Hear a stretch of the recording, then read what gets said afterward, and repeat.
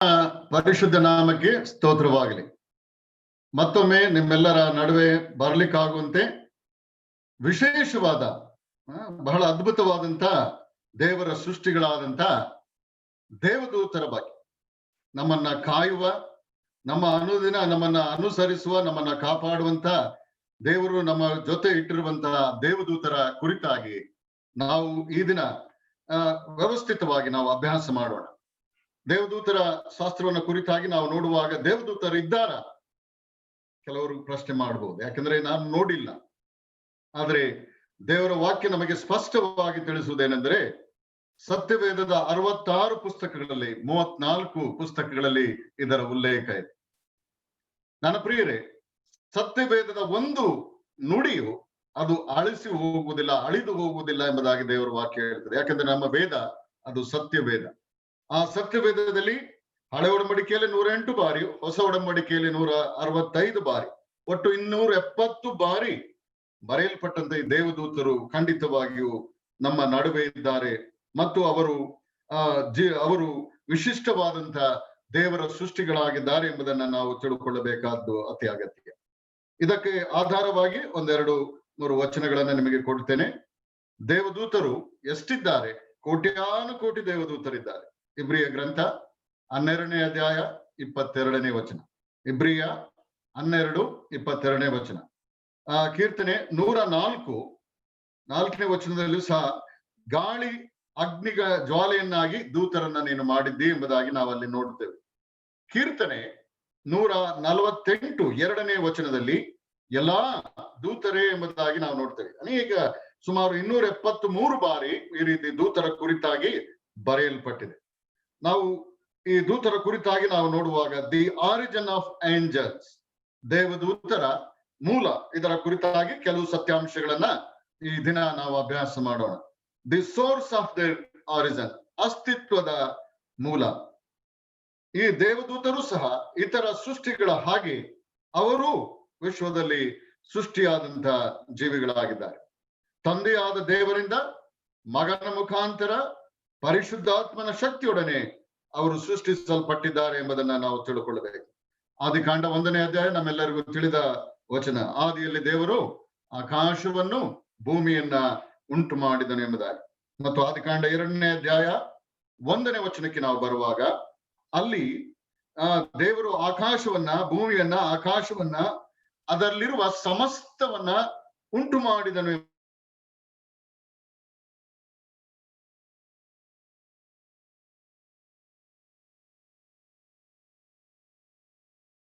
ಎಂಬುದಾಗಿ ನಾವು ಆಕಾಶ, ಅದರ ಸೈನ್ಯ, ನಾವು ಇದನ್ನ ಕುರಿತಾಗಿ ನಾವು ನೋಡ್ತೇವೆ. ಆಕಾಶ ಮತ್ತು ಅದರ ಸೈನ್ಯ, ಆಕಾಶದ ಸೈನ್ಯ ಎಂಬುದಾಗಿ ನಾವು ನೋಡುವ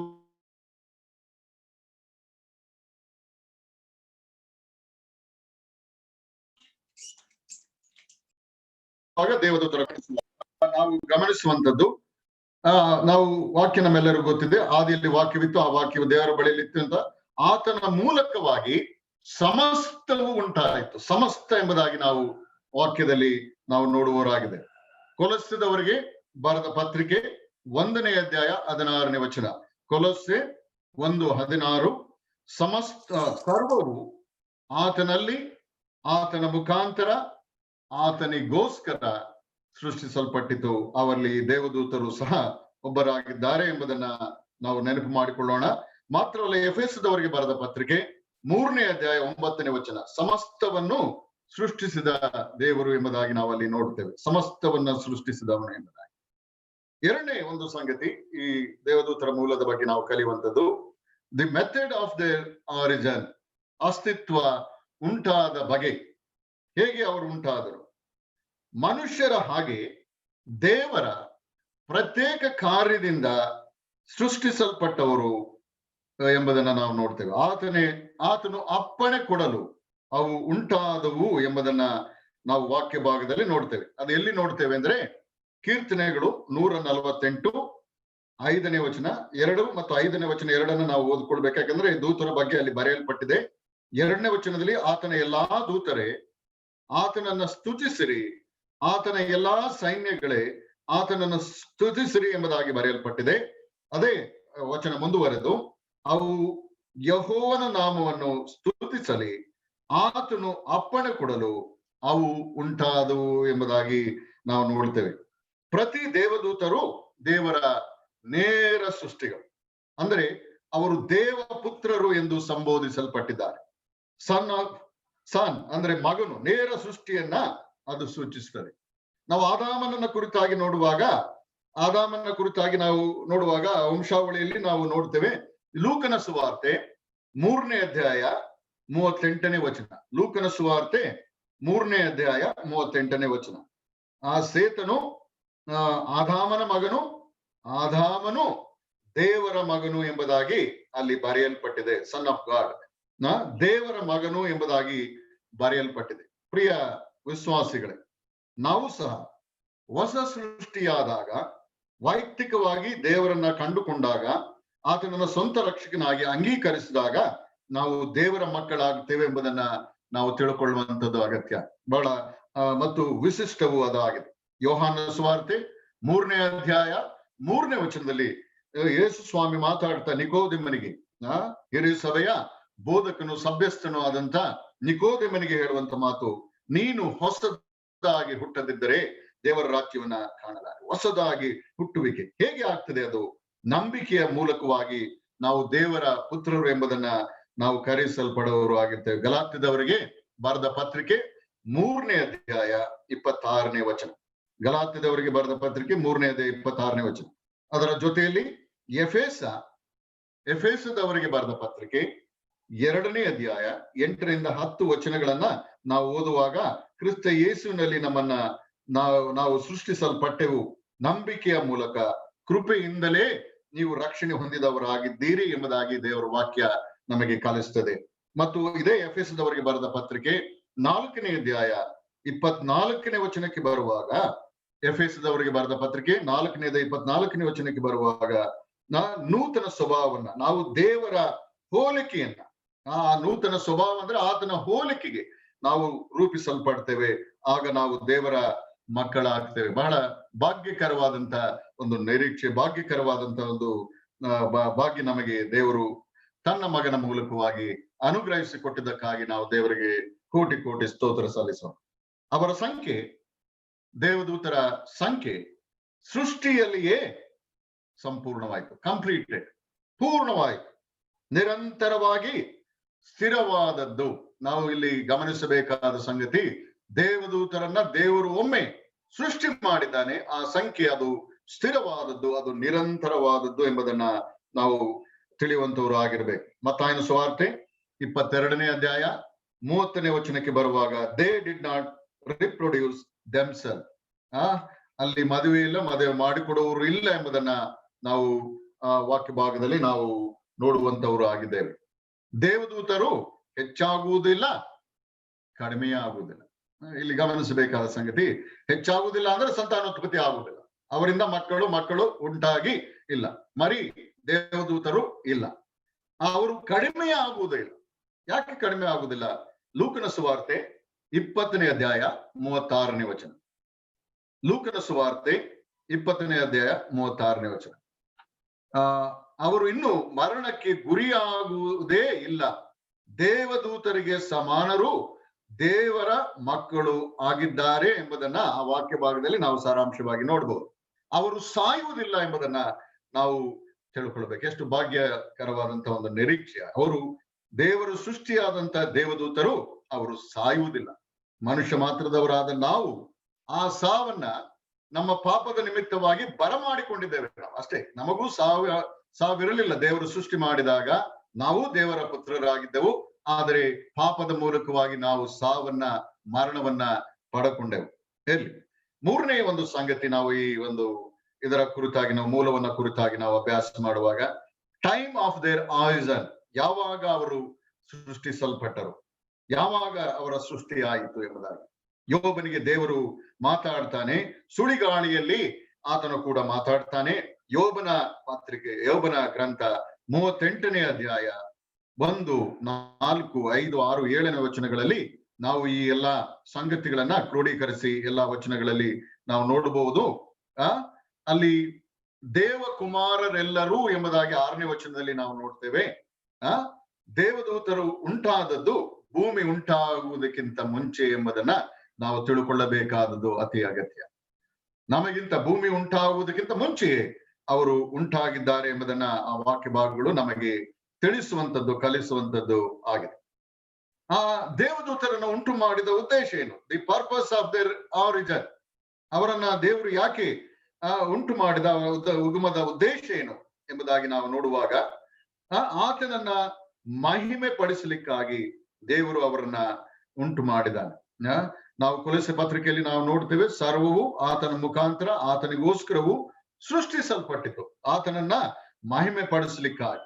ನಾವು ಇಬ್ರಿಯ ಗ್ರಂಥದಲ್ಲಿ ನಾವು ಹೀಗೆ ನೋಡ್ತೇವೆ, 1ನೇ ಅಧ್ಯಾಯ 6ನೇ ವಚನದಲ್ಲಿ ದೇವದೂತರೆಲ್ಲರೂ ಆತನಿಗೆ ಅಡ್ಡ ಬೀಳಲಿ ಎಂಬುದಾಗಿ ನಾವು ನೋಡ್ತೇವೆ. ಅಂದರೆ ದೇವದೂತರು ಆತನನ್ನ ಆರಾಧಿಸ್ಲಿಕ್ಕಾಗುವಂತೆ. ಪ್ರಕಟಣೆ ಗ್ರಂಥದಲ್ಲಿ ಮತ್ತೆ ನಾವು 4ನೇ ಅಧ್ಯಾಯ 11ನೇ ವಚನದಲ್ಲಿ ನಾವು ನೋಡುವಾಗ ದೇವದೂತರೆಲ್ಲರೂ ಆತನಿಗೆ ಯುಗ ಯುಗಾಂತರಗಳಲ್ಲಿಯೂ, ಅಲ್ಲಿ ನಾವು 24 ಮಂದಿ ಹಿರಿಯರು, ಅದಕ್ಕಿಂತ ಹಿಂದೆ ನಾವು ದೇವದೂತರನ್ನು ಜೀವಿಗಳನ್ನ ಎಲ್ಲರನ್ನ ನೋಡ್ತೇವೆ. ಅವರು ಅಡ್ಡ ಬಿದ್ದು ಯುಗ ಯುಗಾಂತರಗಳಲ್ಲಿ ಜೀವಿಸುವ ಆತನನ್ನ ಆರಾಧಿಸ್ತಾರೆ ಎಂಬುದಾಗಿ ನಾವು ಕಲಿಯುತ್ತಾ ಬರುವಂತವರಾಗಿದ್ದೇವೆ. ನಾವು 3ನೇ ಮುಖ್ಯ ಭಾಗಕ್ಕೆ ಹೋಗ್ತಾ ಇದ್ದೇವೆ. ದಿ ನೇಚರ್ ಆಫ್ ಏಂಜಲ್ಸ್, ಅವರ ಗುಣ ಲಕ್ಷಣಗಳು, ದೇವದೂತರ ಗುಣ ಲಕ್ಷಣಗಳು. ದೇ ಆರ್ ಸ್ಪಿರಿಟ್ ಬೀಯಿಂಗ್, ಅವರು ಆತ್ಮ ಸ್ವರೂಪಿಗಳಾಗಿದ್ದಾರೆ. 1-2-3 ವಚನಗಳು ಇದಕ್ಕೆ ನಾವು ಅಭ್ಯಾಸವಾಗಿ ಓದಿಕೊಳ್ಳೋಣ. ಕೀರ್ತನೆ 104:4ನೇ ವಚನ, ಅವರನ್ನ ಗಾಳಿಗಳನ್ನಾಗಿಯೂ ಅಗ್ನಿ ಜ್ವಾಲೆಯನ್ನಾಗಿಯೂ ಮಾಡಿದ್ದಿ ಎಂಬುದಾಗಿ ನಾವು ವಾಕ್ಯ ಭಾಗದಲ್ಲಿ ಓದ್ತೇವೆ. ಇಬ್ರಿಯ ಗ್ರಂಥ 1ನೇ ಅಧ್ಯಾಯ 7ನೇ ವಚನದಲ್ಲಿ ಅಲ್ಲಿಯೂ ಸಹ ಇದೇ ಮಾತನ್ನ ನಾವು ಅಲ್ಲಿ ನೋಡ್ತೇವೆ, ಮತ್ತೆ ಅದು ರಿಪೀಟ್ ಆಗಿದೆ. ಮತ್ತು 14ನೇ ವಚನಕ್ಕೆ ಬರುವಾಗ ರಕ್ಷಣೆ ಹೊಂದಿದವರ ಬಾಧ್ಯವಾಗಿ ಇರುವಂತ ಊಳಿಗದ ಆತ್ಮಗಳಾಗಿದ್ದಾರೆ, ಅವರನ್ನ ಸೇವೆ ಮಾಡುವಂತ ಆತ್ಮಗಳಾಗಿದ್ದಾರೆ ಎಂಬುದನ್ನ ದೇವರ ವಾಕ್ಯ ನಮಗೆ ಕಲಿಸಿಕೊಡುತ್ತದೆ. ಆತ್ಮ ಸ್ವರೂಪಿಗಳಾಗಿದ್ದಾರೆ. ಯೇಸು ಸ್ವಾಮಿ ಈ ಲೋಕದಲ್ಲಿ ಇರುವಾಗ ಒಂದು ಸಾರಿ ಆತನು ಹೀಗೆ ಹೇಳುತ್ತಾ ಬಂದನು. ಲೂಕನ ಸುವಾರ್ತೆ 24ನೇ ಅಧ್ಯಾಯ 39ನೇ ವಚನ, ಶಿಷ್ಯರು ಅನುಮಾನ ಪಟ್ಟಾಗ, ಆತನು ಭೂತ ಎಂಬುದಾಗಿ, ಆತನು ಪುನರುತ್ಥಾನವಾದ ಮೇಲೆ ಆತನು ಅವರ ನಡುವೆ ನಿಂತಾಗ ಅವರು ಗಾಬರಿಯಾದಾಗ ಆತನು ಹೇಳ್ತಾನೆ, ಭೂತಗಳಿಗೆ ಮಾಂಸವು ಎಲುಬು ಇಲ್ಲ ಎಂಬುದಾಗಿ. ಮಾತ್ರಲ್ಲದೆ ನಾವಿಲ್ಲಿ ನೋಡುವಾಗ ಕರ್ತನು ತಾನೇ ಹೇಳಿದಂತ ಮಾತು, ಕೆಲವರು ಈ ದೇವದೂತರಿಗೆ ಶರೀರ ಇದೆ ಎಂಬುದಾಗಿ ವಾದಿಸ್ತಾರೆ, ಕೆಲವರು ಶರೀರ ಇಲ್ಲ ಎಂಬುದಾಗಿ ವಾದಿಸುವಂತವರು ಇದ್ದಾರೆ. ನಾವು ವಾಕ್ಯ ಭಾಗದಲ್ಲಿ ನಾವು ಅದನ್ನ ಅಭ್ಯಾಸ ಮಾಡುವಾಗ 1 ಕೊರಿಂಥ 15ನೇ ಅಧ್ಯಾಯ 40ನೇ ವಚನದಲ್ಲಿ, ಆ ಕೊರಿಂಥ ಪತ್ರಿಕೆಯಲ್ಲಿ ಅವನು ಈ ದೇಹಗಳ ಕುರಿತಾಗಿ ಅಲ್ಲಿ ಪೌಲನು ವಿವರವಾಗಿ ಮಾತಾಡ್ತಾನೆ. ನಾನು ಅಲ್ಲಿ ವಿವರಿಸಲಿಕ್ಕೆ ನನಗೆ ಸಮಯ ಇಲ್ಲ. ಒಬ್ಬೊಬ್ಬರಿಗೆ ಒಂದೊಂದು ರೀತಿಯ ಶರೀರ ಉಂಟು ಎಂಬುದಾಗಿ ವಿವರಿಸ್ತಾ, ಭೂಲೋಕದ ದೇಹಗಳುಂಟು, ಪರಲೋಕದ ದೇಹಗಳುಂಟು ಎಂಬುದನ್ನ ನಮ್ಮ ನೆನಪಿಗೆ ಆತನು ತರ್ತಾ ಇದ್ದ. ಪರಲೋಕದ ಶರೀರಗಳೇ ಬೇರೆ, ಭೂಲೋಕದ ಶರೀರಗಳೇ ಬೇರೆ, ಅದರ ಮಹಿಮೆಯು ಬೇರೆ ಬೇರೆ ಆಗಿರುತ್ತದೆ ಎಂಬುದನ್ನ ಅಲ್ಲಿ ಗ್ರಂಥಕರ್ತನು ವಿವರಿಸುವವನಾಗಿದ್ದಾನೆ. ಮತ್ತು ನಾವು ಇಲ್ಲಿ ಈ ಭಾಗದಲ್ಲಿ ಓದುವಂತದ್ದು ಆದಿಕಾಂಡ 18ನೇ ಅಧ್ಯಾಯ 1-8 ವಚನಗಳು, ಮತ್ತು 19ನೇ ಅಧ್ಯಾಯ 1-3 ವಚನಗಳಲ್ಲಿ ದೇವದೂತರು ಭೌತಿಕವಾಗಿ ಅಲ್ಲಿ ಆಹಾರ ಸೇವಿಸಿದ್ದನ್ನ ನಾವು ನೋಡ್ತೇವೆ. ಯಾರು, ಯಾವ ಸಂದರ್ಭ ಎಂಬುದಾಗಿ ನಾವು ನೋಡುವಾಗ, ಅಬ್ರಹಾಮನ ಒಂದು ಚರಿತ್ರೆಯಲ್ಲಿ ನಾವು ನೋಡುವಾಗ, ಅಬ್ರಹಾಮನು ಡೇರೆ ಮುಂದೆ ಕೂತಿದ್ದಾನೆ, 3 ಪುರುಷರು ಅವನ ಎದುರಿಗೆ ಹಾದು ಹೋಗ್ತಾ ಇದ್ದಾರೆ. ನನ್ನ ಪ್ರಿಯರೇ, ಅಬ್ರಹಾಮನಿಗೆ ಒಂದು ಪದ್ಧತಿ ಇತ್ತು.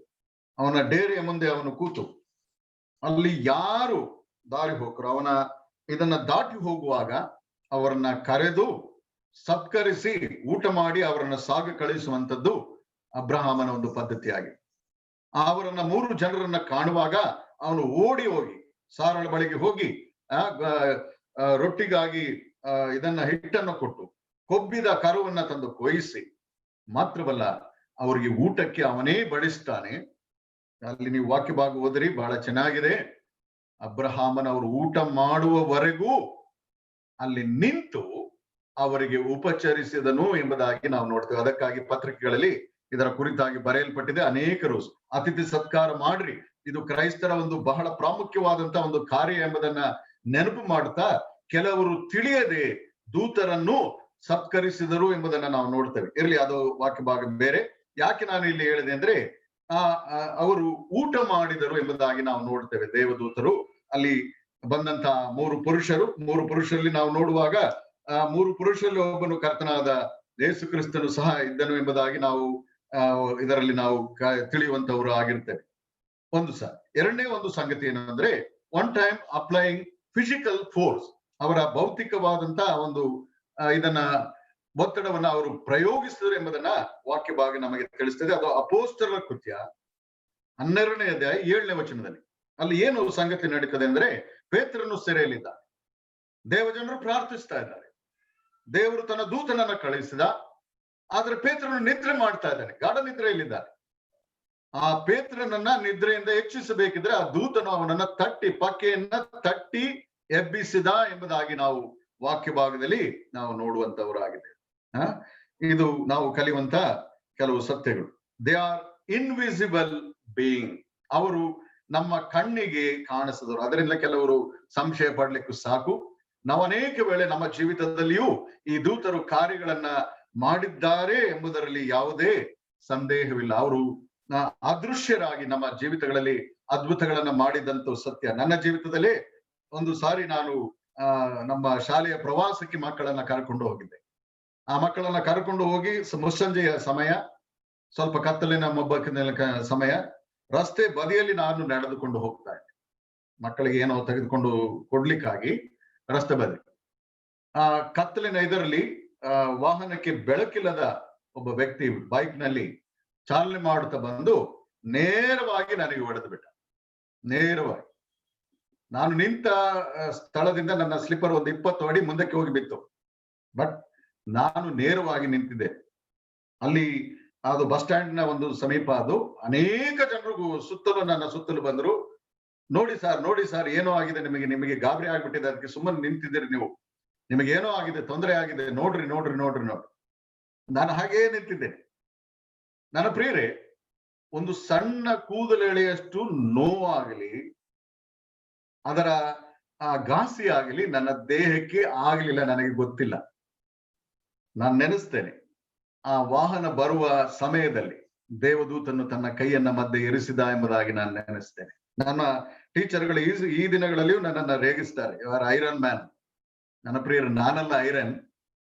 ದೇವರು ತನ್ನ ದೂತರನ್ನ ಕಳಿಸಿ ನನ್ನ ದೇಹಕ್ಕೆ ತೊಂದರೆಯಾಗದ ಹಾಗೆ ನಾನು ದೃಢವಾಗಿ ನಿಂತು ಕಾರ್ಯಗಳನ್ನ ಮಾಡ್ಲಿಕ್ಕಾಗುವಂತೆ ದೇವರು ಶಕ್ತಿಗೊಳಿಸಿದ ಎಂಬುದರಲ್ಲಿ ಯಾವ ಸಂದೇಹ ಇಲ್ಲ. ಇಂಥದ್ದು ಒಂದು 2-3 ಸಂಗತಿಗಳಿದೆ. ಒಂದು ಸಂಗತಿ ಮಾತ್ರ ನಿಮಗೆ ನಾನು ತಿಳಿಸಿದೆ. ನಿಮ್ಮ ಜೀವಿತಗಳಲ್ಲಿಯೂ ದೂತರು ಇಂಥ ಕಾರ್ಯಗಳನ್ನ ಅವರು ಅದೃಶ್ಯರಾಗಿ ಮಾಡಿರ್ಲಿಕ್ಕೆ ಕೆಲವು ಸಂದರ್ಭಗಳಲ್ಲಿ ಮಾತ್ರ ಅವರು ಕಾಣಿಸಿಕೊಳ್ತಾರೆ.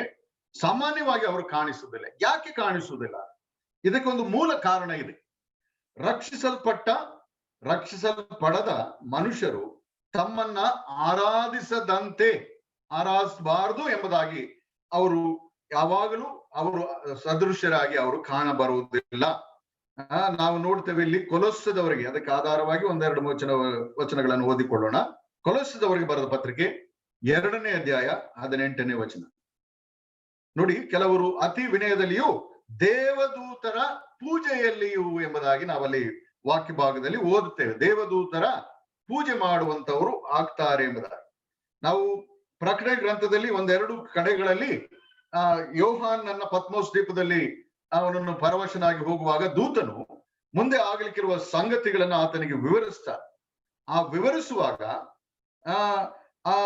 ಯೋಹಾನ್ ಅವನ ಕಾಲಿಗೆ ಬಿದ್ದು ನಮಸ್ಕಾರ ಮಾಡ್ಲಿಕ್ಕೆ ಹೋಗ್ತಾನೆ. ಪ್ರಕಟಣೆಯ ಗ್ರಂಥ 19ನೇ ಅಧ್ಯಾಯ 10ನೇ ವಚನದಲ್ಲಿ ಅವನು ಹೀಗೆ ಹೇಳ್ತಾನೆ, ನನಗೆ ನಮಸ್ಕಾರ ಮಾಡಬೇಡ, ದೇವರಿಗೆ ಮಾಡು. ಮತ್ತು 22ನೇ ಅಧ್ಯಾಯ 19ನೇ ಅಧ್ಯಾಯ 10ನೇ ವಚನ ಮತ್ತು 22ನೇ ಅಧ್ಯಾಯ 9ನೇ ವಚನದಲ್ಲಿ ನನಗೆ ನಮಸ್ಕಾರ ಮಾಡಬೇಡ ಎಂಬುದಾಗಿ ಅವನು ಹೇಳ್ತಾನೆ. ದೇವದೂತರು ಎಂದಿಗೂ ದೇವರಿಗೆ ಸಲ್ಲುವ ಗೌರವವನ್ನ ಅವರಿಗೆ ಸಲ್ಲಗೊಳಿಸುವವರು ಅಲ್ಲ. ಅದಕ್ಕಾಗಿಯೇ ಹೆಚ್ಚಿನ ಭಾಗದಲ್ಲಿ ಅವರು ಅದೃಶ್ಯರಾಗಿ ತಮ್ಮ ಕಾರ್ಯಗಳನ್ನ ನಡೆಸುವಂತವರು ಆಗಿದ್ದಾರೆ ಎಂಬುದನ್ನ ನಾವೆಲ್ಲರೂ ನೆನಪು ಮಾಡಿಕೊಂಡವರು ಆಗಿರಬೇಕು. 3ನೇ ಸಂಗತಿ, ದೇ ಆರ್ ಇನ್ಯೂಮರಬಲ್. ಅವರು ಅಸಂಖ್ಯಾತರಾಗಿದ್ದಾರೆ. ಅಸಂಖ್ಯಾತ ದೇವದೂತರ ಸಂಖ್ಯೆ ಬಹಳ, ಅದನ್ನ ಎಣಿಸಲಿಕ್ಕೆ ಅಸಾಧ್ಯ. ಅವರನ್ನ ನಕ್ಷತ್ರಗಳಿಗೆ ಹೋಲಿಸಿದೆ. ಎರಡು ಹೋಲಿಕೆ ಇದೆ. ನಕ್ಷತ್ರಗಳಿಗೆ ಯಾಕೆ ದೇವದೂತರನ್ನು ಹೋಲಿಸಿದೆ ಎಂಬುದಾಗಿ ನಾವು ನೋಡುವಾಗ, ನಕ್ಷತ್ರಗಳ ಹಾಗೆ ಅಸಂಖ್ಯಾತರವರು.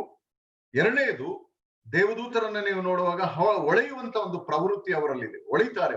ನಾವು ದೇವರ ವಾಕ್ಯದಲ್ಲಿ ಅನೇಕ ಸಂದರ್ಭಗಳಲ್ಲಿ ಅವರ ದೂತರನ್ನ ಕುರಿತಾಗಿ ನೋಡುವಾಗ, ಯೇಸು ಸ್ವಾಮಿಯ ಸಮಾಧಿಗೆ ಕಲ್ಲನ್ನು ಉರುಳಿಸಿದಂತ ದೂತನನ್ನ ನೋಡುವಾಗ ಹೊಳಿದನು ಅವನು ಎಂಬುದಾಗಿ ನೋಡ್ತೇವೆ. ಇಬ್ಬರು ದೇವದೂತರು ಅಲ್ಲಿ ಸಮಾಧಿಗೆ ಬಂದರು ಎಂಬುದಾಗಿ ನಾವು ನೋಡುವಾಗ ಅವರ ಮುಖ ಪ್ರಕಾಶವು ಹೊಳಿತಾ ಇತ್ತು ಎಂಬುದಾಗಿ ನಾವು ನೋಡ್ತೇವೆ. ಇವರು ಅಪರಿಮಿತವಾದಂತ ಸಂಖ್ಯೆಯಲ್ಲಿದ್ದಾರೆ. ಧರ್ಮೋಪದೇಶ ಕಾಂಡ 33ನೇ ಅಧ್ಯಾಯ 2ನೇ ವಚನ, ಲಕ್ಷಾಂತರ ಪರಿಶುದ್ಧ ದೂತರು ಎಂಬುದಾಗಿ ನಾವು ನೋಡ್ತೇವೆ. ಯೂದನ ಪತ್ರಿಕೆಯಲ್ಲಿ 14ನೇ ವಚನದಲ್ಲಿ ನಾವು ಹೀಗೆ ನೋಡ್ತೇವೆ, ಕರ್ತನು ಲಕ್ಷಾಂತರ ಪರಿಶುದ್ಧ ದೂತರನ್ನ ಕೂಡಿ ಎಂಬುದಾಗಿ ನಾವು ನೋಡ್ತೇವೆ. ಯೂದ 14, ಅದು ಒಂದೇ ಅಧ್ಯಾಯ ಇರುವುದು. ದಾನಿಯೇಲ 7ನೇ ಅಧ್ಯಾಯ 9ರಿಂದ 10 ವಚನಗಳಲ್ಲಿ ನಾವು ಓದುವಾಗ, ಲಕ್ಷೋಪಲಕ್ಷ ದೂತರು, ಕೋಟ್ಯಾನುಕೋಟಿ ಕಿಂಕರರು ಎಂಬುದಾಗಿ ನಾವಲ್ಲಿ ವಾಕ್ಯ ಭಾಗದಲ್ಲಿ ಓದ್ತೇವೆ.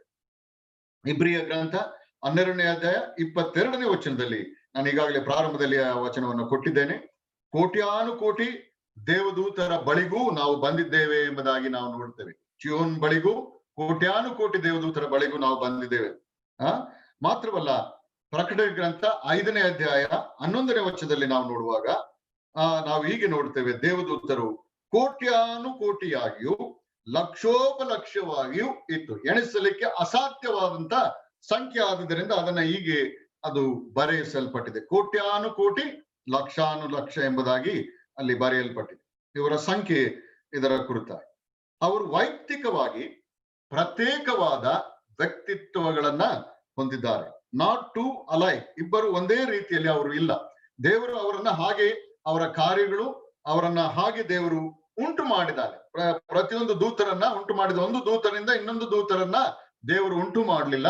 ಪ್ರತಿ ದೂತರನ್ನ ಒಂದೇ ಸಂದರ್ಭದಲ್ಲಿ ಆತನು ತನ್ನ ಜ್ಞಾನದಲ್ಲಿ ಅವರನ್ನ ಉಂಟು ಮಾಡಿದ. ಇಲ್ಲಿ ನಾವು ಈ ದೇವದೂತರ ಕುರಿತಾಗಿ ಓದುವಾಗ ಅವರ ವ್ಯಕ್ತಿತ್ವದ 3 ಅಗತ್ಯವಾದ ವ್ಯಕ್ತಿತ್ವಗಳನ್ನ ದೇವದೂತರು ಹೊಂದಿದ್ದಾರೆ ಎಂಬುದನ್ನ ನಾವು ವಾಕ್ಯ ಭಾಗದಲ್ಲಿ ಓದ್ತೇವೆ. ಮೊದಲನೆಯದು, ಅವರು ಬುದ್ಧಿವಂತಿಕೆ, ಇಂಟೆಲಿಜೆನ್ಸ್. ಬಹಳ ಬುದ್ಧಿವಂತರು ದೇವದೂತರು. ನೋಡ್ರಿ, ದಾನಿಯೇಲನ ಗ್ರಂಥದಲ್ಲಿ 9ನೇ ಅಧ್ಯಾಯ 21 ಮತ್ತು 22 ವಚನಗಳು. ನಾನು ಯಾಕಂದ್ರೆ ವಾಕ್ಯ ಭಾಗವನ್ನು ತೆರೆದು ಓದಿದರೆ ಸಮಯ ಆಗ್ತದೆ, ನಿಮಗೆ ರೆಫರೆನ್ಸ್ ಕೊಡ್ತೀನಿ. ಅದರ ಮುಖ್ಯಾಂಶವನ್ನು ಮಾತ್ರ ನಿಮ್ಮ ಕೂಡ ನಾನು ಹೇಳುವಂತವನಾಗಿರ್ತೇನೆ. ಅದು ಇಡೀ ವಚನವನ್ನ ನಾನು ಹೇಳ್ತಾ ಇಲ್ಲ. ಅಲ್ಲಿ ಗಬ್ರಿಯೇಲನೆಂಬ ದೂತನು ಬರ್ತಾನೆ. ಅಲ್ಲಿ ಉಪವಾಸವಿದ್ದು ಪ್ರಾರ್ಥನೆ ಮಾಡ್ತಾ ದಾನಿಯೇಲನು ಕನಸಿನ ಅರ್ಥವನ್ನ ಹೇಳಲಿಕ್ಕಾಗಿ ದೇವರನ್ನ ಬೇಡುವಾಗ, ಆ ಗಬ್ರಿಯೇಲನು ಅಲ್ಲಿ ಬಂದು ಜ್ಞಾನ ಬೋಧನೆ ಮಾಡುವುದನ್ನ ನಾವು ಆ ವಾಕ್ಯ ಭಾಗದಲ್ಲಿ ನೋಡ್ತೇವೆ. ಆತನು ಅವನಿಗೆ ಜ್ಞಾನ ಬೋಧನೆ ಮಾಡ್ಲಿಕ್ಕಾಗಿ ಅಲ್ಲಿಗೆ ಬಂದನು ಎಂಬುದಾಗಿ ನಾವು ನೋಡ್ತೇವೆ. ಮಾತ್ರವಲ್ಲದೆ ನಾವು ಪ್ರಕಟಣೆ ಗ್ರಂಥದಲ್ಲಿ 19ನೇ ಅಧ್ಯಾಯ 10ನೇ ವಚನ, 22ನೇ ಅಧ್ಯಾಯದಲ್ಲಿ 10-14ರಲ್ಲಿಯೂ ಅಂತ್ಯದ ಸ್ಥಿತಿಗಳನ್ನ ಕುರಿತು ದೇವದೂತನು ವಿವರಿಸ್ತಾನೆ. ಅಂದ್ರೆ ಮುಂದೆ ನಡೆಯಲಿಕ್ಕಿರುವಂತಹ ಅನೇಕ ಸಂಗತಿಗಳ ಬಗ್ಗೆ ಅವರು ತಿಳುವಳಿಕೆ ಉಳ್ಳವರು ಆಗಿದ್ದಾರೆ ಎಂಬುದನ್ನ ದೇವರ ವಾಕ್ಯ ನಮಗೆ ಕಲಿಸುವಂತದ್ದು ಆಗಿದೆ. ಎರಡನೇದಾಗಿ ವಿಲ್, ಇಚ್ಛಾಶಕ್ತಿ. ಇದನ್ನ ಕುರಿತಾಗಿ ಆಲೋಚಿಸುವಾಗ ಇದು ಪರಿಶುದ್ಧ ದೂತರಿಗೆ ಅನ್ವಯಿಸುವುದಿಲ್ಲ, ಇಚ್ಛಾಶಕ್ತಿ ಅನ್ನುವಂಥದ್ದು. ಗಮನಿಸ್ರಿ, ಯೆಶಾಯ 14:12-15 ನಾನು ಮುಂದಕ್ಕೆ ಇದರ ಕುರಿತಾಗಿ ಮಾತಾಡ್ತೇನೆ. ಮತ್ತು ಯೂದನ ಪತ್ರಿಕೆಯಲ್ಲಿ 6 ಮತ್ತು 7ನೇ ವಚನಗಳು.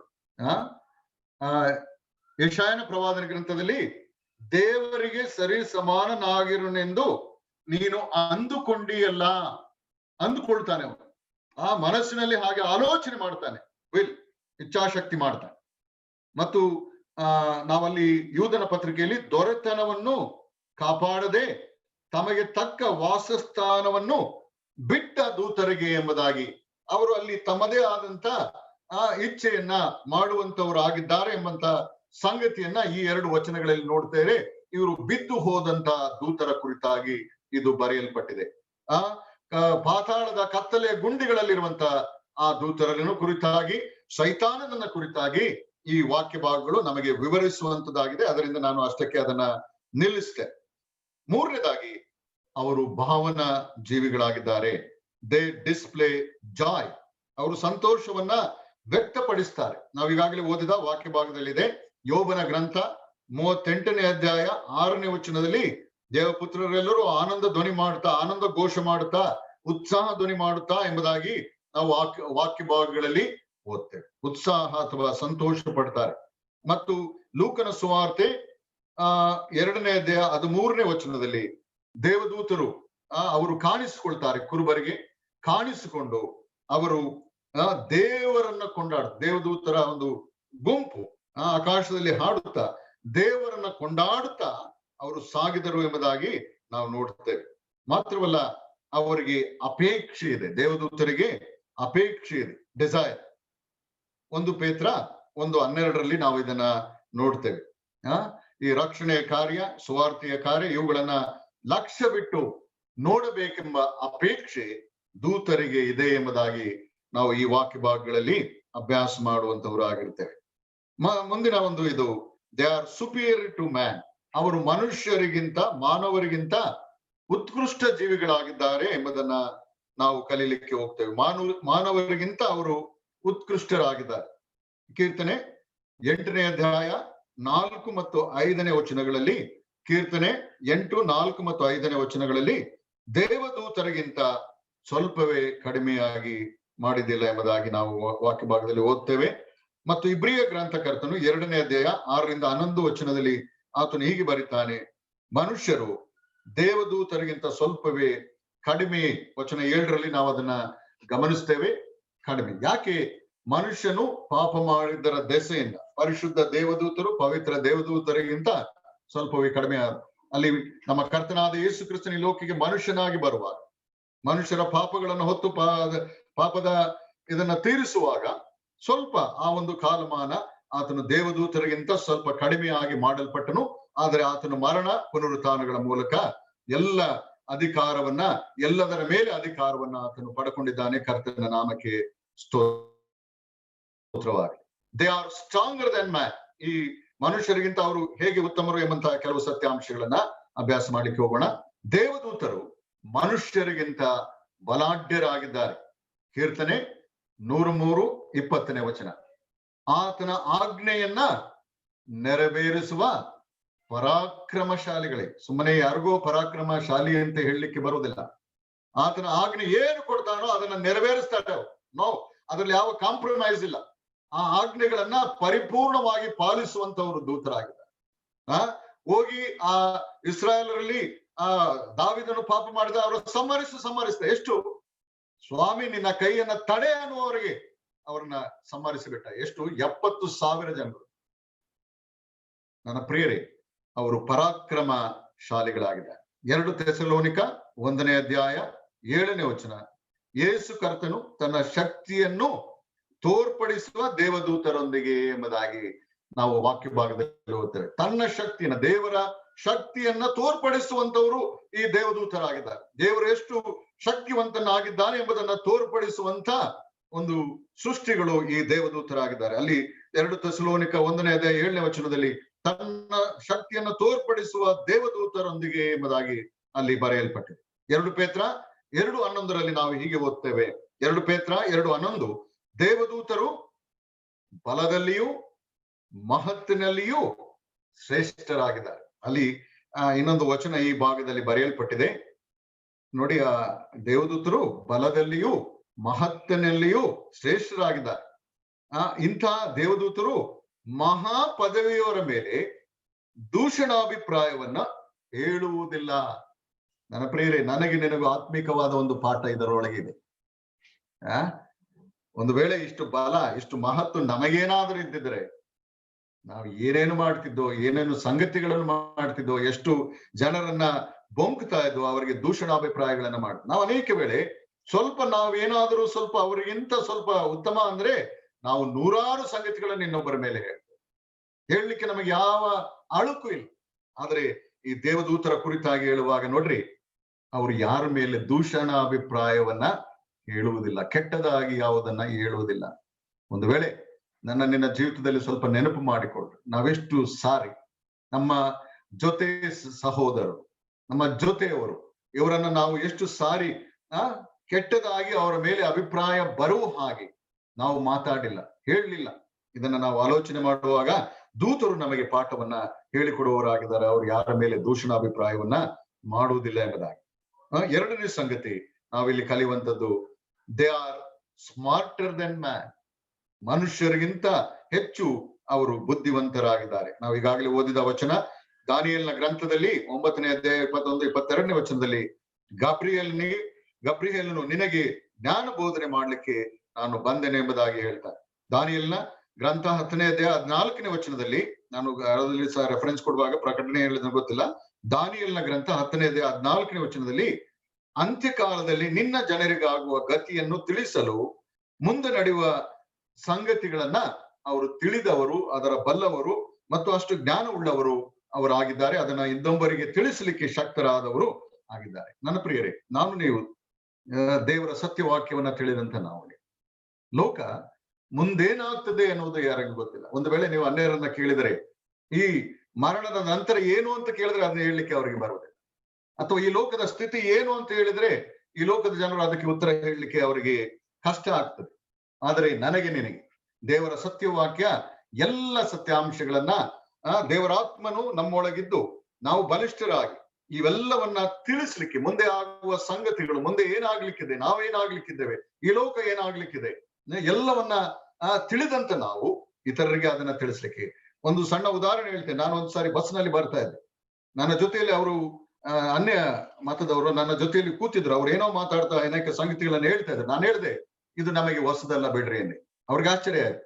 ಯಾಕೆ ಅಂದ್ರೆ ಇದು ನಮ್ಮ ಗ್ರಂಥದಲ್ಲಿ ಯಾವಾಗಲೂ ಎಷ್ಟು ಸಾವಿರ ವರ್ಷಗಳ ಕೆಳಗೆ ಈ ಘಟನೆಗಳು, ಈ ಸಂಗತಿಗಳು ಹೀಗೆ ನಡೆಯುತ್ತದೆ ಎಂಬುದಾಗಿ ಬರೆಯಲ್ಪಟ್ಟಿದೆ. ಅವ್ರಿಗೆ ಇಂಟ್ರೆಸ್ಟ್ ಆಯ್ತು. ಅವ್ರು ಕೇಳಿದ ಮೇಲೆ ಇನ್ನೊಂದು ದಿನ ನಾನು ಬಸ್ಸಿಗೆ ಹೋಗುವುದನ್ನೇ ಕಾಯ್ದು ನಿಂತಿದ್ದಾರೆ. ಸರ್, ನಿಮ್ಮ ಬಳಿಯಲ್ಲಿ ಇನ್ನೂ ನಾನು ಹೆಚ್ಚಾಗಿ ಕೇಳಬೇಕು ಅದರ ಬಗ್ಗೆ ತಿಳ್ಕೊಳ್ಳದೆ. ನನ್ನ ಪ್ರಿಯರೇ, ಅನೇಕರು ಹೀಗೆ ದೇವದೂತರು ಹೇಗೆ ತಮಗೆ ದೇವರು ಅನುಗ್ರಹಿಸಿದ ವಾಕ್ಯಗಳನ್ನ, ಮುಂದಿನ ನಡೆಯುವಂತ ಸಂಗತಿಗಳನ್ನ ತಿಳಿಸಿದ್ರು, ನಾನು ನೀನು ಹೇಳುವಂತ ಒಂದು ಜವಾಬ್ದಾರಿಕೆ ನನ್ನ ನಿನ್ನ ಮೇಲಿದೆ ಎಂಬುದನ್ನು ನಾವು ನೆನಪು ಮಾಡಿಕೊಳ್ಳೋಣ. They are swifter than man. ದೇವದೂತರು ಮಾನವರಿಗಿಂತ ವೇಗವಾಗಿ ಚಲಿಸುವಂತವರು ಆಗಿದ್ದಾರೆ. ದಾನಿಯೇಲನ ಗ್ರಂಥದಲ್ಲಿ ನಾವು 9ನೇ ಅಧ್ಯಾಯ 21ನೇ ವಚನದಲ್ಲಿ ನಾವು ನೋಡುವಾಗ ಅಲ್ಲಿ ಗಬ್ರಿಯೇಲನು ಬರೀತಾನೆ. ಗಬ್ರಿಯೇಲನ ಕುರಿತಾಗಿ ಹೇಳುವಾಗ, ಹಸುರಾಗಿ ಹಾರಿ ಬಂದು ಸಂಧ್ಯಾ ನೈವೇದ್ಯದ ಸಮಯದಲ್ಲಿ ನನ್ನನ್ನು ಸೇರಿ ಎಂಬುದು. ಹಸುರ ಅಂದ್ರೆ ಅರ್ಜೆಂಟ್, ತೀವ್ರವಾಗಿ, ಶೀಘ್ರವಾಗಿ ಹಾರಿ ಬಂದು ಎಂಬುದಾಗಿ ನಾವು ಅಲ್ಲಿ ವಾಕ್ಯ ಭಾಗದಲ್ಲಿ ನೋಡ್ತೇವೆ. ಪ್ರಕಟಣೆ ಗ್ರಂಥದಲ್ಲಿ 14ನೇ ಅಧ್ಯಾಯ 6ನೇ ವಚನ, ಪ್ರಕಟಣೆ 14:6ರಲ್ಲಿಯೂ ಸಹ ದೇವದೂತರು ಆಕಾಶ ಮಧ್ಯದಲ್ಲಿ ಹಾರು ಹೋಗುವುದನ್ನ ನಾನು ಕಂಡೆನು ಎಂಬುದಾಗಿ ಅಲ್ಲಿ ಬರೆಯಲ್ಪಟ್ಟದನ್ನ ನಾವು ನೋಡ್ತೇವೆ. ಈ ಹಾರಿ ಹೋಗುವ ದೇವದೂತರು ಅವರು ಹಾರ್ತಾರೆ. ಎಲ್ಲರಿಗೂ ರೆಕ್ಕೆಗಳಿದೆ, ಇವೆಲ್ಲವೂ ಇಲ್ಲ. ನಮ್ಮಲ್ಲಿ ಅನೇಕ ಕಲ್ಪನೆಗಳಿದೆ. ಸೈತಾನಿಗೆ ಕೊಂಬುಗಳಿದೆ, ಬಾಲ ಇದೆ, ಎಲ್ಲಾ ದೂತರಿಗೂ ರೆಕ್ಕೆಗಳಿದೆ. ಈ ಎಲ್ಲ ಕಲ್ಪನೆ ನಮ್ಮೊಳಗಿದೆ. ಆದ್ರೆ ಆ ದೂತರಲ್ಲಿಯೂ ಕೆಲವರಿಗೆ ಆ ರೆಕ್ಕೆಗಳನ್ನ ದೇವರು ಕೊಟ್ಟಿದ್ದಾರೆ. ಅವರ ಕಾರ್ಯಗಳನ್ನ ಮಾಡ್ಲಿಕ್ಕಾಗಿ ಅದನ್ನ ಅನುಗ್ರಹಣವಾಗಿ ಕೊಟ್ಟಿದ್ದಾನೆ. ಅವರ ಕ್ಷೇತ್ರಗಳು, ಅವರ ಕಾರ್ಯಗಳು ಬೇರೆ ಬೇರೆ ಆಗಿದೆ. ಅವುಗಳನ್ನ ನಾವು ತಿಳ್ಕೊಂಡವರಾಗಿರ್ಬೇಕು. ಆದ್ರೆ ಇವರಿಗೆ ಒಂದು ವಿಶಿಷ್ಟವಾದಂತ ಒಂದು ಸಂಗತಿ ಇದೆ. ಅವರು ಹಾರಿ ಬರ್ಲಿಕ್ಕೂ, ನಮ್ಮ ಬಳಿಗೆ ಬರ್ಲಿಕ್ಕೂ, ಮತ್ತೆ ದೇವರ ಬಳಿಗೆ ಹೋಗ್ಲಿಕ್ಕೂ ಅವರಿಗೆ ಸಾಧ್ಯ ಹೇಗಾಗ್ತದೆ ಅಂದ್ರೆ, 2 ಕ್ಷೇತ್ರಗಳಲ್ಲಿ ಅವರು ಉತ್ಕೃಷ್ಟರು, ವಿಭಿನ್ನವಾಗಿದ್ದಾರೆ. ಯಾವ 2 ಕ್ಷೇತ್ರ ಅಂದ್ರೆ, ಬೀಯಿಂಗ್ ಅನ್ಹಿಂಡರ್ಡ್ ಬೈ ಫಾಲನ್ ನೇಚರ್. ಅವರು ಬೀಳುವಂತ ಈ ಸ್ವಭಾವದಲ್ಲಿ ಯಾವುದೇ ವಸ್ತು ಮೇಲಕ್ಕೆ ಎಸಿದರೆ ಅದು ಕೆಳಗೆ ಬೀಳ್ತದೆ. ಈ ಬೀಳುವ ಸ್ವಭಾವ ಇದೆಯಲ್ಲ, ಬೀಳುವ ಸ್ವಭಾವದಿಂದ ಅವರು ಇಲ್ಲ, ಆ ಸ್ವಭಾವ ಅವರಲ್ಲಿ ಇಲ್ಲ, ಬೀಳುವುದಿಲ್ಲ ಅವರು. Being unbounded by the laws of gravity and time. ಈ ಗುರುತ್ವಾಕರ್ಷಣ ನಿಯಮಕ್ಕೆ, ಸಮಯಕ್ಕೆ ಅವರಲ್ಲಿ ಇಲ್ಲ.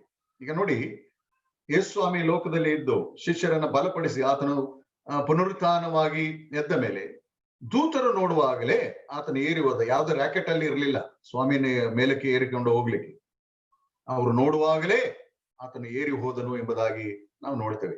ಮತ್ತು ಅನೇಕ ದೂತರ ಸಂಗತಿಗಳಲ್ಲಿ ನೋಡುವಾಗ ಅವರು ಯಜ್ಞವನ್ನು ಸಮರಿಸುವಾಗ ಆ ಜ್ವಾಲೆಯಲ್ಲೇ ಅವರು ಹೊರಟು ಹೋದರು ಎಂಬುದಾಗಿ ನಾವು ನೋಡ್ತೇವೆ. ನಾವು ಇಲ್ಲಿ ನೋಡುವಾಗ ಅವರಿಗೆ ಈ ಒಂದು ಗ್ರಾವಿಟಿ, ಲಾಸ್ ಆಫ್ ಗ್ರಾವಿಟಿ ಮತ್ತು ಟೈಮ್, ನಾವು ಇಲ್ಲಿ ವಾಕ್ಯ ಭಾಗದಲ್ಲಿ ನೋಡ್ತೇವೆ. ಕರ್ತನು ಮಧ್ಯಾಕಾಶಕ್ಕೆ ಬರುವಾಗ ಕಣ್ಣು ರೆಪ್ಪೆ ಮುಚ್ಚಿ ತೆಗೆಯುವಷ್ಟರಲ್ಲಿ ನಾವೆಲ್ಲಿರ್ತೇವೆ? ಕರ್ತನ ಬಳಿಯಲ್ಲಿ, ಮಧ್ಯಾಕಾಶದಲ್ಲಿ ಇರ್ತೇವೆ. ನಾನೆನಿಸ್ತೇನೆ ನಮ್ಮ ರಾಕೆಟ್ಗಳು ಏನಿದೆಯೋ ಈ ದಿನಗಳಲ್ಲಿ ಅದಕ್ಕಿಂತಲೂ ವೇಗವಾಗಿ ನಾವು ಚಲಿಸ್ತೇವೆ.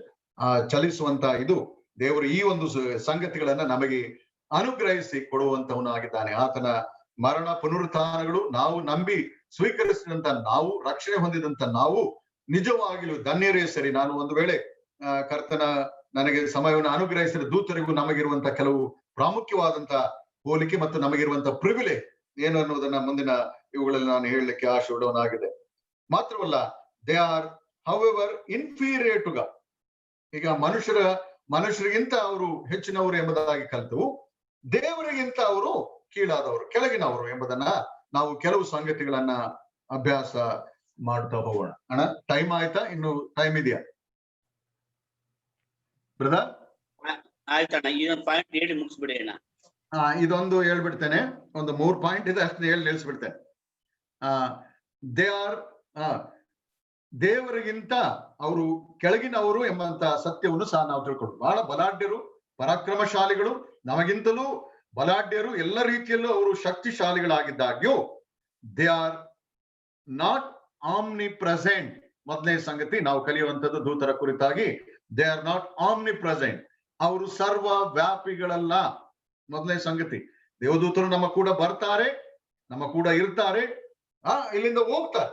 ನನ್ನ ಪ್ರಿಯರೇ, ಅವರು ಸರ್ವ ವ್ಯಾಪಿಗಳಲ್ಲ. ನನ್ನ ಕೂಡ ಇಲ್ಲಿಗೆ ಬರುವಾಗ ಇಲ್ಲಿ ಇರ್ತಾರೆ, ಅವ್ರು ಏರಿ ಹೋಗುವಾಗ ಅಲ್ಲಿ ಇರ್ತಾರೆ, ಇಲ್ಲಿ ಇರುವುದು. ದಾನಿಯೇಲನ ಗ್ರಂಥದಲ್ಲಿ ನಾವು 10ನೇ ಅಧ್ಯಾಯ 12ನೇ ವಚನ ಇದಕ್ಕೆ ಆಧಾರವಾಗಿ ಓದಿಕೊಳ್ಳೋಣ. ಅಲ್ಲಿ ಓದುವಾಗ ವಿಜ್ಞಾಪನೆ ನಿಮಿತ್ತವೇ ನಾನು ಬಂದೆನು ಎಂಬುದಾಗಿ ನೋಡ್ತೇವೆ. ಅವರು ಇಲ್ಲಿದ್ದರೆ ನಾನು ಬಂದೆನು ಎಂಬುದಾಗಿ ಹೇಳುವಂತ ಸಂಗತಿ ಇಲ್ಲ, ಆತನು ಬಂದನು. ನಿನ್ನ ವಿಜ್ಞಾಪನೆ ದೇವರಿಗೆ ಮುಟ್ಟಿತು, ದೇವರಿಂದ ಕಳಿಸಲ್ಪಟ್ಟನು ಎಂಬುದಾಗಿ ಅಲ್ಲಿ ಬರೆಯಲ್ಪಟ್ಟಿದೆ. ಅವರು ಸರ್ವ ವ್ಯಾಪಿಗಳಲ್ಲ, ಮೊದಲನೇ ಸಂಗತಿ. ಎರಡನೇದು, they are not Omni potent. ಅವರು ಸರ್ವಶಕ್ತರು ಅಲ್ಲ. ಅವರು ಪರಾಕ್ರಮಶಾಲಿಗಳು, ಮಹತ್ತರವಾದ ಕಾರ್ಯಗಳನ್ನ, ನಮಗಿಂತಲೂ ಬಹಳ ಮಹತ್ತರವಾದ ಕಾರ್ಯಗಳನ್ನ ಮಾಡಬಲ್ಲರು, ಆದರೆ ಅವರು ಸರ್ವ ಶಕ್ತರಲ್ಲ. ದಾನಿಯೇಲನ ಗ್ರಂಥ 10ನೇ ಅಧ್ಯಾಯ 13ನೇ ವಚನದಲ್ಲಿ ನೋಡುವಾಗ ಅಲ್ಲಿ ದೂತನು ಬರ್ತಾನೆ, ಇದನ್ನ ಸಂದೇಶವನ್ನು ತಕೊಂಡು ಅವನನ್ನ ಅಲ್ಲಿ 3 ವಾರ ಅವನು ತಡೆ ಹಿಡಿಯಲ್ಪಟ್ಟ. ನಾವಲ್ಲಿ ನೋಡ್ತೇವೆ. ಇದೇ ದೇವದೂತನು ಆತನು ತಡೆ ಹಿಡಿದವನಾಗಿ, ಆತನು ಸೈತಾನನು ಆತನ ತಡೆ ಹಿಡಿತಾನೆ 3 ವಾರಗಳು. ಅಂದ್ರೆ ಅವರು ಸರ್ವಶಕ್ತರಲ್ಲ. ದೇವರು ಮೋಶೆಯ ಶವಕ್ಕಾಗಿ ಹೋರಾಡುವಾಗ, ಸೈತಾನನ ವಿರುದ್ಧವಾಗಿ ಮಿಕಾಯೇಲನು ಹೋರಾಡುವಾಗ, ಅವನು ಕೊನೆಯಲ್ಲಿ ಏನ್ ಹೇಳ್ತಾನೆ ಗೊತ್ತಾ? ನಾನು ನಿನ್ನನ್ನ ಇದು ಮಾಡೋದಿಲ್ಲ, ದೇವರು ನಿನ್ನನ್ನ ಖಂಡಿಸಲಿ. ಅಲ್ಟಿಮೇಟ್ ನಾನಲ್ಲ, ದೇವರು ನಿನ್ನನ್ನ ಖಂಡಿಸಲಿ. ಅವನು ಕೂಡ ವಾಗ್ವಾದ ಮಾಡುವಾಗ ಕೊನೆಯಲ್ಲಿ ಮಿಕಾಯೇಲನು ಉಪಯೋಗಿಸುವಂತ ಮಾತೇನು ಅಂದ್ರೆ, ನಾನ್ ನಿನ್ನನ್ನ ಖಂಡಿಸ್ತೇನೆ, ನಾನ್ ನಿನ್ನನ್ನ ನಾಶ ಮಾಡ್ತೇನೆ ಎಂಬುದಾಗಿ ಹೇಳಿಲ್ಲ, ದೇವರು ನಿನ್ನನ್ನ ಖಂಡಿಸಲಿ. ನನ್ನ ಪ್ರಿಯರೇ, ದೇವದೂತರು ಅವರು ಸರ್ವಶಕ್ತರಲ್ಲ. ಮೂರನೇದಾಗಿ, they are not omniscient. They are not omniscient. ಅವರು ಸರ್ವ ಜ್ಞಾನಿಗಳು ಅಲ್ಲ. ದೇವರ ಹಾಗೆ ಯಾರೂ ಇಲ್ಲ. ಆತನೊಬ್ಬನೇ ಸರ್ವಜ್ಞಾನ, ಆತನೊಬ್ಬನೇ ಸರ್ವಶಕ್ತ, ಆತನೊಬ್ಬನೇ ಸರ್ವ ವ್ಯಾಪಿಯಾದವನು ಆಗಿದ್ದಾನೆ ಎಂಬುದನ್ನ ನಾವೆಲ್ಲರೂ ತಿಳ್ಕೊಳ್ಳಬೇಕು. ಮತ್ತಾಯನ ಸುವಾರ್ತೆ 24ನೇ ಅಧ್ಯಾಯ 36ನೇ ವಚನ ನಾವು ಇಲ್ಲಿ ನೋಡ್ತೇವೆ. ಆ ದಿನ ಗಳಿಗೆ ದೇವದೂತರಿಗೂ ತಿಳಿಯದು, ದೂತರಿಗೂ ತಿಳಿಯದು. ನನ್ನ ಪ್ರಿಯರೇ, ನಮ್ಮ ಕರ್ತನಾದ ಯೇಸು ಕ್ರಿಸ್ತನು ಮರಣವನ್ನ ಗೆದ್ದು ಎಲ್ಲವನ್ನ ಜಯಿಸಿದ ಮೇಲೆ ಆತನು ಎಲ್ಲವನ್ನ ಅಧಿಕಾರವನ್ನ ಆತನು ಹೊಂದಿದವನಾಗಿದ್ದಾನೆ. ನನ್ನ ಪ್ರಿಯರೇ, ದೂತರಿಗೂ ಆ ವಿಷಯ ತಿಳಿಯದು ಎಂಬುದಾಗಿ ಅಲ್ಲಿ ಬರೆಯಲ್ಪಟ್ಟಿದೆ. ಅವರು ಸರ್ವ ಜ್ಞಾನಿಗಳಲ್ಲ. ನಾವು ಹೀಗೆ ದೂತರ ಕುರಿತಾಗಿ ಅನೇಕ ಸಂಗತಿಗಳನ್ನ ಕಲೀಲಿಕ್ಕೆ ಹೋಗ್ತೇವೆ. They are like man may have been made in image of god. ದೇವರ ಹೋಲಿಕೆಗೆ ಸರಿಯಾಗಿ ಸೃಷ್ಟಿಸಲ್ಪಟ್ಟಿದ್ದಾರೆ. ಯಾವ ಹೋಲಿಕೆಗಳು ಇದನ್ನ ಕುರಿತಾಗಿ ಒಂದು ವೇಳೆ ನಾಳೆಯಿಂದ ನಾನು ಪ್ರಾರಂಭಿಸಿ ಅದನ್ನ ಮುಂದುವರಿಸ್ತೇನೆ. ಒಂದು ವೇಳೆ ನಿನ್ನೆ ದಿವಸ ನಾನು ಸ್ವಲ್ಪ ವೇಗವಾಗಿ ಓದೆನು ಎಂಬುದಾಗಿ ಪ್ರಿಯ ದೇವ ಸೇವಕರು ಹೇಳ್ತಾ ಇದ್ರು. ಅದಕ್ಕಾಗಿ ಸ್ವಲ್ಪ ಈ ದಿನ ನಿಧಾನವಾಗಿ ನಿಮ್ಮ ಕೂಡ ಮಾತಾಡಿದ್ದೇನೆ. ನಿಮಗೆ ಅದು ರೆಫರೆನ್ಸ್ಗಳು ಬರ್ಕೊಳ್ಳಿಕ್ಕೆ ಆಗಿದೆ ಎಂಬುದಾಗಿ ನಾನು ನೆನೆಸ್ತೇನೆ. ಅನೇಕ ವಿಷಯಗಳಿದೆ, ನಾವು ಕಲಿಯೋಣ, ದೇವರ ಸತ್ಯವಾಕ್ಯವನ್ನ ತಿಳ್ಕೊಳ್ಳೋಣ, ಇದರಲ್ಲಿ ಮಾಡೋಣ. ಮುಖ್ಯವಾಗಿ ನಾನು ಸರ್ವಜ್ಞಾನಿಯೂ ಅಲ್ಲ, ನಾನು ಅನೇಕ ವೇಳೆ ಹೇಳ್ತೇನೆ, I am A footpath preacher. Footpath ಅಂದ್ರೆ ತಪ್ಪಾಗಿ ತಿಳಿಬೇಡ್ರಿ, ರಸ್ತೆ ಬದಿಯಲ್ಲಿ ನಿಂತು ಸುವಾರ್ತೆ ಹೇಳುವವನು ನಾನು. ನನ್ನ ನನ್ನ ಪ್ರಾಮುಖ್ಯವಾದ ಕ್ಷೇತ್ರ. ಆದ್ರೆ ದೇವರು ಕೆಲವು ಸಂದರ್ಭಗಳಲ್ಲಿ ಇಂತಹ ಅವಕಾಶಗಳನ್ನು ಒದಗಿಸಿಕೊಡ್ತಾನೆ. ನಾನು ಅಲ್ಪವಾಗಿ ಅಭ್ಯಾಸ ಮಾಡಿ ನನಗೆ ತಿಳಿದಂತ ಅಲ್ಪ ಜ್ಞಾನವನ್ನ ನಿಮ್ಮ ಕೂಡ ಹಂಚಲಿಕ್ಕೆ ಸೈಮನ್ ಅಣ್ಣ ಮತ್ತು ಅವರ ತಂಡದವರು ಅವಕಾಶ ಮಾಡಿಕೊಟ್ಟಿದ್ದಾರೆ. ಕರ್ತನ ಚಿತ್ತವಾದರೆ ಈ ಒಂದು ದೇವದೂತರ ಶಾಸ್ತ್ರ ಇದರ ಕುರಿತಾಗಿ ಇನ್ನೂ ಹೆಚ್ಚಾಗಿ ದೇವದೂತರ ಬಗ್ಗೆ ನಾವು ತಿಳ್ಕೊಳ್ಳೋಣ. ನಮ್ಮನ್ನ ಕಾಯುವಂತ, ನಮ್ಮನ್ನ ಪರಿಪಾಲಿಸುವಂತ, ನಮ್ಮನ್ನ ಸಂರಕ್ಷಣೆ ಮಾಡ್ಲಿಕ್ಕೆ ದೇವರು ಇಟ್ಟಿರುವಂತ ಈ ವಿಶಿಷ್ಟವಾದಂತ ಸೃಷ್ಟಿಗಳ ಕುರಿತಾಗಿ ನಾವು ಹೆಚ್ಚಾಗಿ ತಿಳಿಯುತ್ತಾ ನಾವು ದೇವರಿಗೆ ಸ್ತೋತ್ರವನ್ನ, ಘನಮಾನವನ್ನ ದೇವರಿಗೆ ಸಲ್ಲಿಸೋಣ. ಆತನ ನಾಮಕ್ಕೆ ಒಂದಕ್ಕೆ ಮಹಿಮೆ ಉಂಟಾಗಲಿ. ಆಮೆನ್.